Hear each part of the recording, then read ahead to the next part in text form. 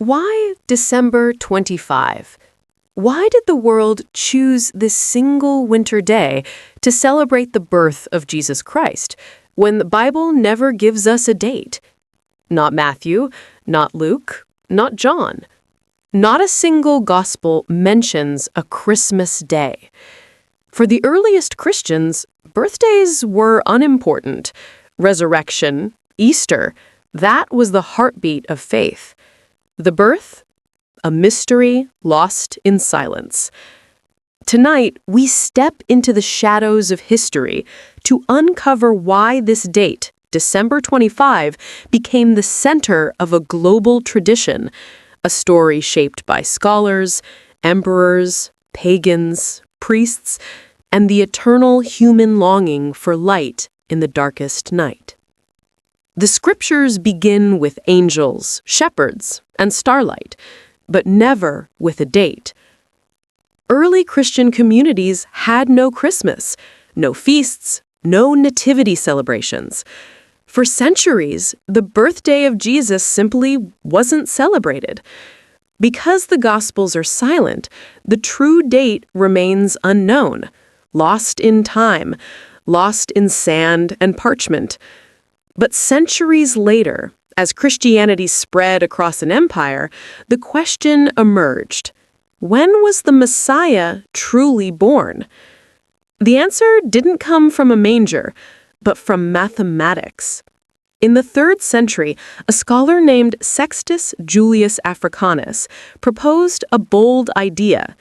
Jesus' conception, the Annunciation, happened on March 25, the same day some believed the world was created, and the same day they believed Christ would one day die.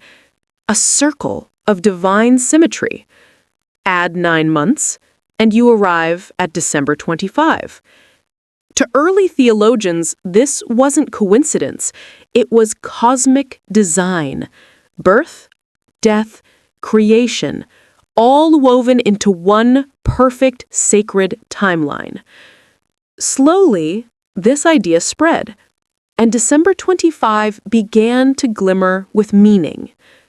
But theology wasn't the only influence.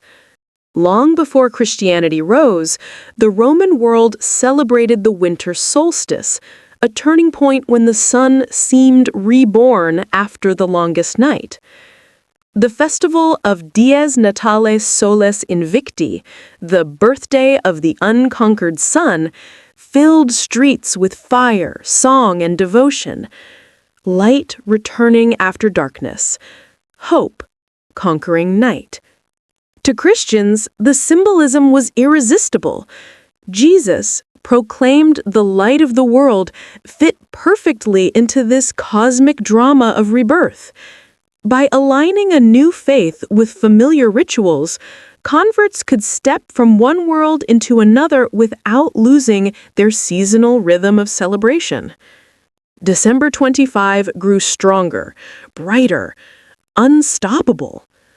The first official record appears in the year 336, a Roman almanac noting a feast on December 25, honoring Christ born in Bethlehem of Judea. Under Emperor Constantine, Christianity stepped fully into the light. Temples became churches, festivals became feasts, and the date spread across the empire like fire racing through dry fields. Not all Christians agreed. Some held firmly to January 6th, others honored different dates. But the Western world had decided December 25 would be Christmas.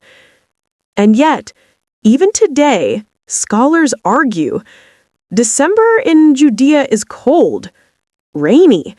Shepherds in the fields at night? Some historians say unlikely. Others insist the date is symbolic, not historical fact, a spiritual truth, not a literal timestamp. But regardless of debate, the date endured, not because of certainty, but because of tradition, because of symbolism, because the world needs a moment when darkness gives way to light. December 25 is more than a day. It is a message.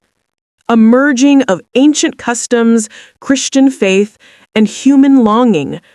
A reminder that even in the darkest winter, hope can be born, light can return, and renewal is possible. Whether Jesus was truly born on this day may never be known, but what the world chose to place here, that is undeniable. Perhaps the real value lies not in the date itself, but in what it has come to represent. Faith, unity, light conquering darkness, the eternal promise of a new beginning.